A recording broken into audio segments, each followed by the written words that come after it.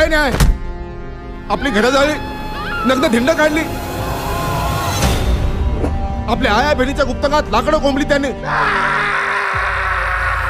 आज उगवला, आज उगवला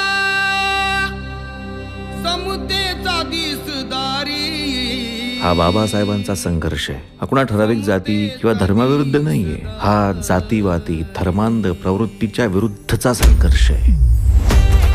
अरे इथं रस्त्यावरती असं बोंबलत गाणं म्हणण्यापेक्षा पोटा पाण्याचं बघ काहीतरी. माझी जाऊ आई सावित्रीबाई फुले बाबासाहेब कळले पाहिजे, त्यांचे विचार कळले पाहिजे, मगच त्याच्या जिंदगीचं भलं होईल. समाज जागृत झाला की आपली किंमत कमी होते. काही झालं तरी समाज जागृत झाला नाही पाहिजे. यासाठी पाहिजे संघटना. त्यांच्यावर होणाऱ्या अन्यायाला वाचा फोडण्यासाठी पाहिजे संघटना. समाजातील प्रत्येक घटकाला आपण क्रांतीची जाणीव करून देऊ. लढाऊ मारू, संघर्ष करू, क्रांतीने समता प्रस्थापित करू. जय भीम. जय भीम. जय संविधान. ज्वलंत आहे रक्त आमचे नाही हे पाणी, पेटवू रक्ताने आमच्या या दिशा दाही.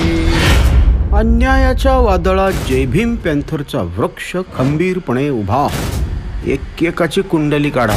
त्यांच्या भविष्याची काळजी आपण घेणार नाहीत तर कोण घेणार? आजकाल लय गावागावातून तुमचे मोर्चे निघायला लागलेत. चरबी आली आहे तुम्हाला. तुम्ही असे नाही ऐकणार.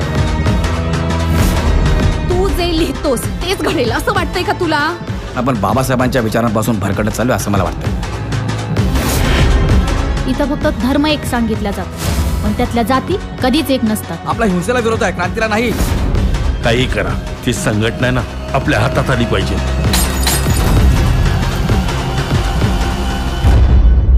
ज्याला माणूस म्हणून जगू देत नाही ना बाकीचा समाज, तो दलित.